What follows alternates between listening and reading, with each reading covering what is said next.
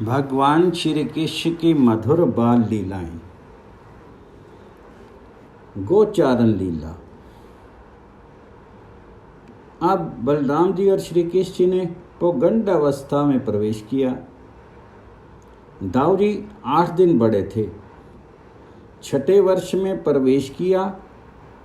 अब इन्हें गाय चराने की स्वीकृति मिल गई और गाय चराने के लिए वृंदावन में जाते और अपने चरणों से वृंदावन को पावन करते।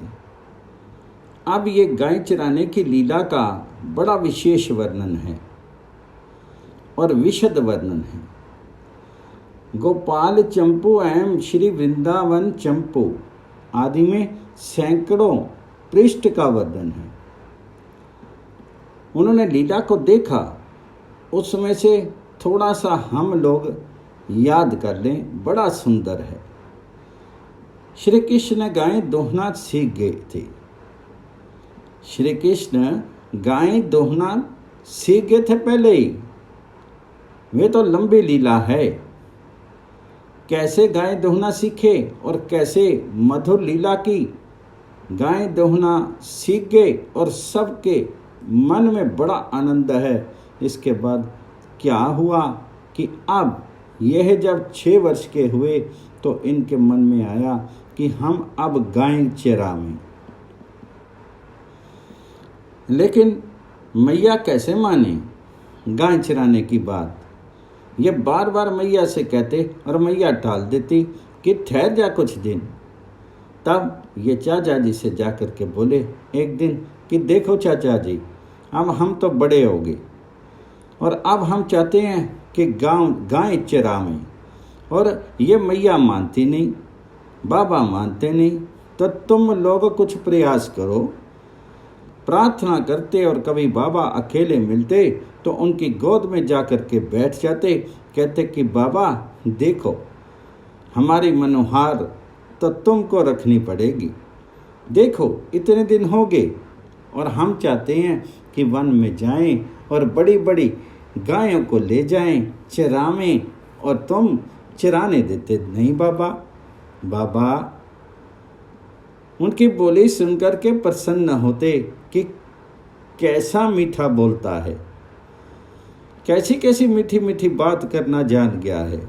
लेकिन मन में डर होता कि गायों के साथ कैसे इनको भेजें। एक दिन बात क्या हुई कि 2 दल थे उस समय। पहले तो ये केवल बछड़ों को ले गए। छोटी छोटी बछिया बछड़े जाते, पर ये बछिया कुछ बड़ी होगी, कुछ गाभिन होगी और कुछ के बछड़े हो गए।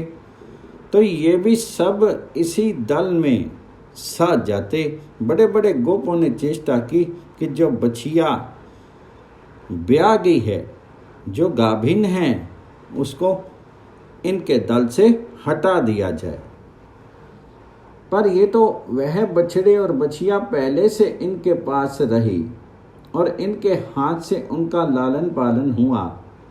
ये कोमल कोमल हरी हरी घास को तोड़ करके छील करके उनके मुंह में देते, अपना हाथ भिराते, सहेजते, गले पर हाथ भिराते, पूंछ को अपने पीतांबर से झाड़ते, मुंह को झाड़ते।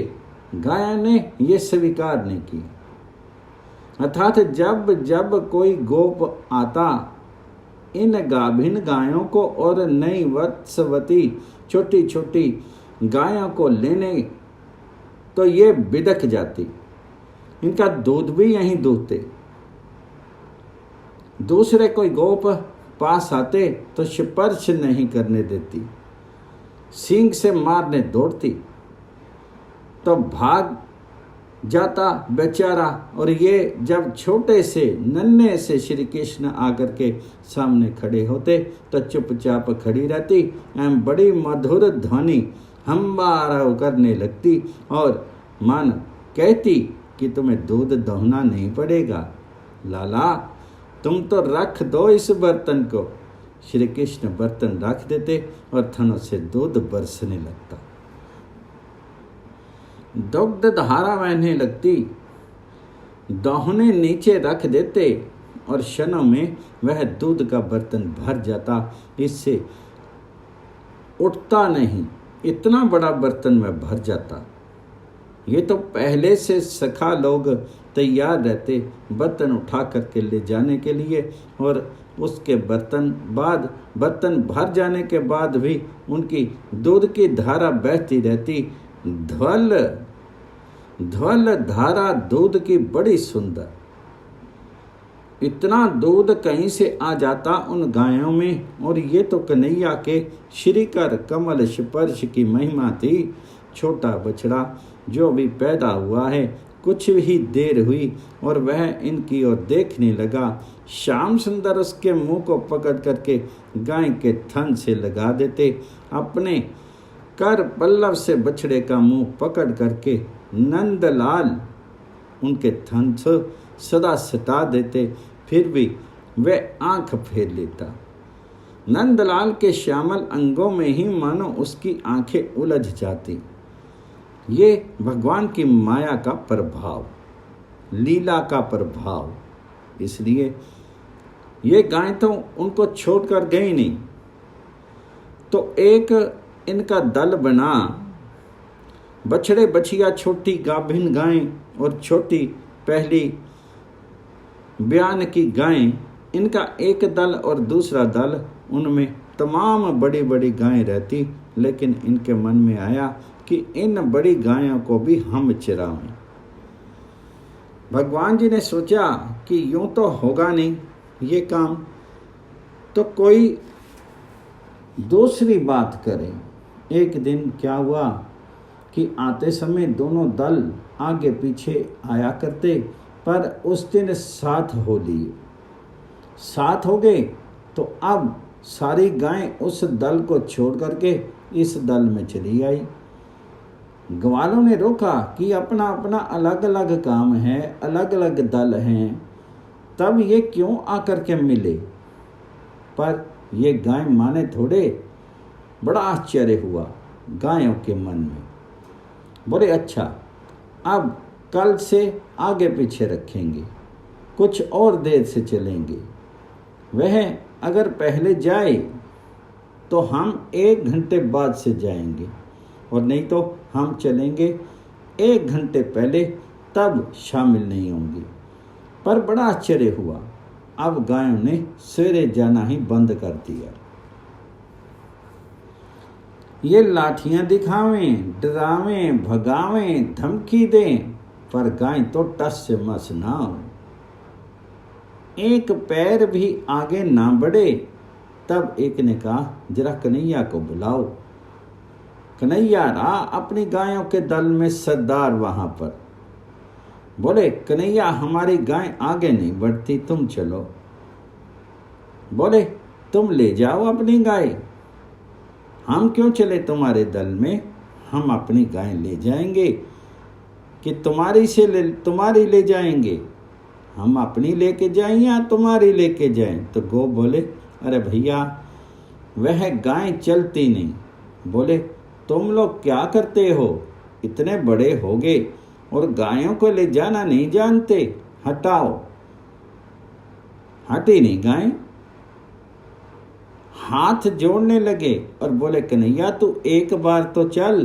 कन्हैया जा करके खड़े हो गए तो गाय सब चलने लगी। कन्हैया हटे, फिर गाय रुक गई। अब बड़ी आफत हुई। उन्होंने नंद बाबा से आकर के कहा कि महाराज, ये तो बड़ी आश्चर्य की बात हो रही है। बाबा नंदराज, ये गायों की जो दशा विचित्र हो गई है आज, ये आपका बेटा जब तक नहीं जाता तब तक तो यह एक पैर भी आगे नहीं बढ़ती। हम लोग क्या करें। आज जब उसको बुलाया गया और वह स्वयं आकर के खड़ा हो गया, तब कहीं उनकी सहायता से वह वन में जा सकी, नहीं तो वन में जाती नहीं। गोपेश को नंद बाबा को बड़ा आश्चर्य हुआ। गो बोले भाई क्या कारण है। क्यों ऐसा हो गया इन गायों में? वात्सल्य भाव है ना। बोले, अरे नंद बाबा, तुम्हारे बेटे में यही तो जादू है। ये तो बाबा अब जानी हुई बात हो गई। सबने जान लिया कि जहां कहीं जिसके प्रति भी तुम्हारा बेटा जरा सा प्रेम दिखलाता है, वहां यही होता है। इसको छोड़ करके कोई हटता ही नहीं। वह चाहे गाय हो, चाहे बछड़ा हो, चाहे आदमी हो, ये एक दिन की बात नहीं, हम तो रोज देखते हैं। बोले, फिर क्या करें? तब फिर गोप मंडल ने कहा कि डरते क्यों, हम सब साथ रहेंगे ना, देखते रहेंगे, आपकी आज्ञा हो जाए बस। अब ब्रजराज का मन धुक धुक करे कि कहीं कुछ हो गया तो, इसलिए आज्ञा दे नहीं सके और आज्ञा दिए बिना रह नहीं सके। तब मन ही मन हर्ष भरी दृष्टि से उन्होंने मानव समर्थन कर दिया। बोले, मुहूर्त निकलवाओ। मुहूर्त निकलवाने का सारा काम उपनंद जी के जिम्मे हो गया। बड़े भाई हैं, यही दीवान रहे नंद बाबा के दरबार में। वे ज्योतिषियों के पास गए, पंडितों के पास गए। इन लोगों ने बड़ा सुंदर मुहूर्त निकाल दिया। दिन बुधवार, श्रवण नक्षत्र, कार्तिक सुदी अष्टमी। ये श्री कृष्ण के गोचारण का पहला दिवस था। उन्होंने मुहूर्त निकाल दिया कि बस ये कार्तिक सुदी 8, बुधवार, श्रवण नक्षत्र, इस दिन गोचारण का मुहूर्त करे कन्हैया। अब मुहूर्त का उत्सव हुआ। जहाँ श्री कृष्ण हैं वहाँ नित्य महा उत्सव है। वहाँ कभी ऐसा दिन, ऐसी घड़ी, ऐसा पल नहीं आता उत्सव से रहित कुछ हो। उत्सव ही उत्सव हैं। श्री कृष्ण चंद्र के प्रथम गोचारण महोत्सव के उपलक्ष्य में बड़े बड़े आयोजन हुए। कहते हैं कि इसका वर्णन कौन करे। कहते हैं कि इस महोत्सव का कहीं वर्णन करना चाहते हैं हो क्या? बोले, नहीं कर सकोगे। इसके लिए एक नहीं अनेकों तो वक्ता चाहिए और एक एक वक्ता की आयु 10-10 हजार वर्ष की होनी चाहिए और वह आयु भी सदा बनी रहनी चाहिए, उसका क्षय नहीं होना चाहिए और वह निरंतर वर्णन करते ही रहें, तब भले कुछ वर्णन हो सके। नहीं तो इसका वर्णन कोई कर नहीं सकता। एक दिन उत्सव हुआ था जब वत्सचारण प्रारंभ हुआ। आज ये गोचारण हुआ, अतः तमाम वृंदावन सजा दिया गया। महलों पर, अटारियों पर तमाम सजावट हुई, तोरण बने, तमाम रास्ते चौराहे सजा दिए गए, सब साज श्रृंगार हुआ, पूजन हुआ। राग रंग आनंद सिंधु में मानो बाढ़ आ गई। कहते हैं कि वाणी से तो ये व्यक्त हो नहीं सकता। किसी भाग्यवान के नेत्र यदि श्री कृष्ण चंद्र की नख चंद्रिका से आलोकित हो जाएं, भगवान जी के चरणों की नख ज्योति किसी की आंखों को प्रकाशित कर दे, तो वह भले ही एक क्षण भर के लिए उस उत्सव को देख लें। वाणी से वर्णन करके या सुन करके कोई इसको समझे, ये असंभव है। ये गोपाल जो तमाम वत्सपाल थे, आज ये गोपाल हो गए। चारों तरफ मंगल है, सारे वृंदावन में गीत गूंज रहा है। तमाम ब्रज सुंदरियां मंगल गीत गाने में लग गई और घर घर में आज आरती उतरने लगी, नीराजन होने लगा। धुंधवी ढोल नगाड़े, मृदंग मुरज आनक, वंशी थाली और कांस्य पात्र बजाने लगे लोग। चारों तरफ सब दिशाओं में नंद कुल चंद्र की जो रोहिणी नंदन की जय जय होने लगी। जब आज कृष्ण बलराम ने तैयारी की वन में जाने की, तो चारों तरफ मंगल गान होने लगे, सब तरह के बाजे बजने लगे, नाच होने लगा। सखा सब लोग नाचे, आज कन्हैया के साथ जाएंगी। गौ बालाएं भी नाचने लगी और कृष्ण की जय, बलराम की जय बोलने लगी। बोले, चिरंजीव हो, बड़ी उम्र रहे, 1000 वर्ष जियो, लाख वर्ष जियो। इस प्रकार सब आशीर्वाद देने लगे। श्री कृष्णचंद्र गायों के आगे आगे दाऊ जी को साथ ले लिए। आज तो गायों का भी बड़ा भारी श्रृंगार हुआ। गायन की छवि नहीं कहीं परे, रूप अनूप सबके ही हरे। कंचन भूषण सबके गरे, घनन घनन घंटा घन करे। उज्जल बरन सुखी को है हंस, कामधेनु सब जिनको अंश। दर्पण समतन अति दुति देत, जिन मगी हरि झांके झुकी लेत। इस प्रकार तमाम गायें सजाई गई। अब तो गौ पूजन हुआ। बड़ी बड़ी सुंदर भावना है कि ये जो गौ पूजन किया श्री कृष्ण ने, ये 2 आंखों वालों के लिए तो देखने की चीज थी नहीं। हजारों गायें थी और सबका एक एक का पूजन करना है। ऐसा नहीं कि किसी एक को प्रतिनिधि मान करके श्री कृष्ण ने पूजा कर दी हो और सबकी पूजा हो गई, सो नहीं, सबकी पूजा श्री कृष्ण ने की। इस पूजा को देवताओं ने देखा। केशों से शोभित भगवान जी का मस्तक है और उस मस्तक को गायों के खुरों पर स्पर्श करा करके वंदन किया भगवान जी ने, उनका मान बढ़ाया। उसके बाद ब्राह्मणों को, पुरोहितों को खूब दान किया, अपरिमित दान दिया, दक्षिणा दी और सबको आनंद समुद्र में निमग्न कर दिया। फिर ताऊ जी के, चाचा जी के, पिताजी के जितने बड़े बड़े ब्राह्मण थे उनके तथा माताओं के चरणों का स्पर्श किया और अपने मंजुल अंजलि पुटों से, उसके संकेत से उन्होंने उनको पूर्व भाग में विराजित कर दिया और स्वयं उनकी ओर मुंह करके अपने बड़े भाई बलराम के साथ वहां उपस्थित हो गए। अब जाने की तैयारी है।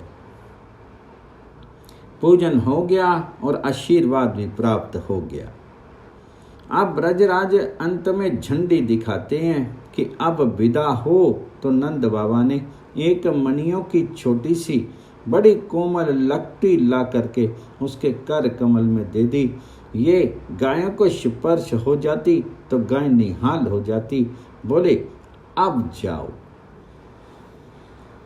तब तक मैया ने कहा, ठहरो ठहरो, हमारा काम तो बाकी रह गया। तुमने झंडी दिखा दी तो क्या हुआ? मैया की आंखों में आंसू आ गए। मैया ने कहा, तुम लोग यहीं आओ। बलराम को बुलाया, श्री दाम को बुलाया, सुदाम को बुलाया। मैया के प्रेम का क्या कहना है? मैया बोली, अरे बलराम तो भैया इस कन्हैया के आगे आगे बढ़ जा। अरे सुबल बेटा तू इसके पीछे पीछे चल। श्रीदाम सुदाम तुम मेरे प्यारे बेटे हो, तुम दोनों इसके अगल बगल में चलना। गौ बालकों को चारों ओर कर दिया, एक आगे एक पीछे, 2 अगल बगल, और सबसे कहा, अरे शिशुओं, अरे बच्चों, सुनते हो ना? देखो, तुम चारों ओर से घेरे चलना। ये तुम्हारा बड़ा प्रिय है, तुम्हारा आत्मीय है, तुम उसे अपना ही मानते हो, तुम्हारा भैया है, तुम्हारे तुम्हारा भला ही चाहता है, सुहद है, इसको चारों ओर से घेर करके आवृत करके चलो। इस प्रकार मैया कहती कहती स्नेह में विहल हृदय मैया का और एक एक बच्चे का हाथ पकड़ पकड़ करके उसको समझा रही।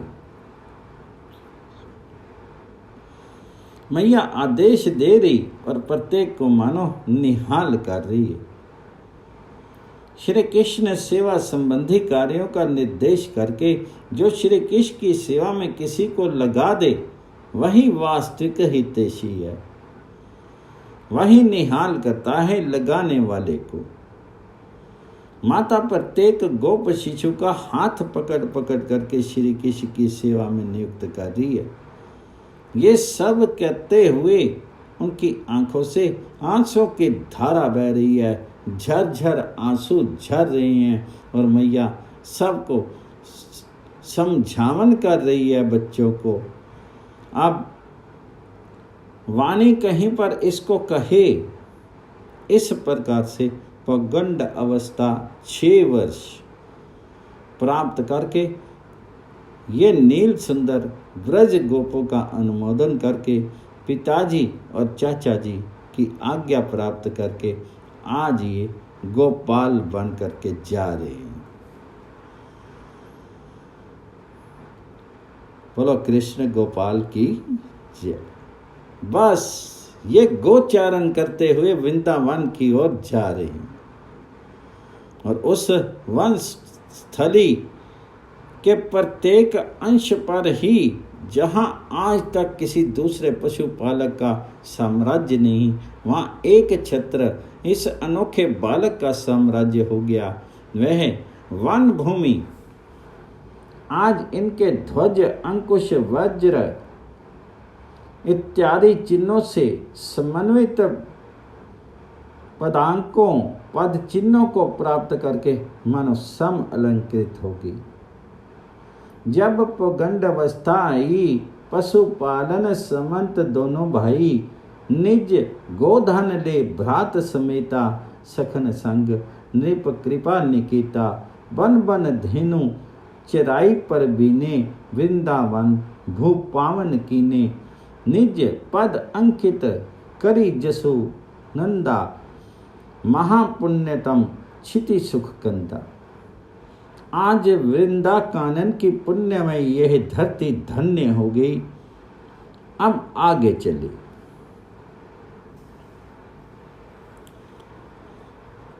बड़ा सुंदर भगवान जी के लीला विहार का वर्णन है।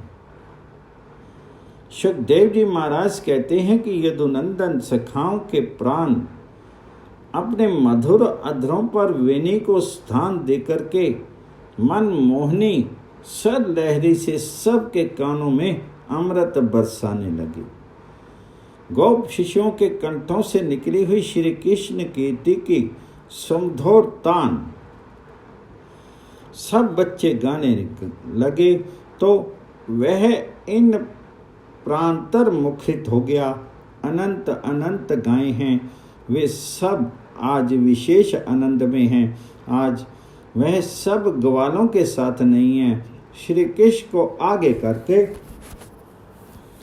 वह चल रही हैं, कभी पीछे हो जाते हैं और उनकी वंशी ध्वनि और उनके सखाओं के द्वारा गाई हुई श्री कृष्ण की कल कीर्ति सुनती हुई ये प्रेम विहिल हुई सब गायें आगे बढ़ रही हैं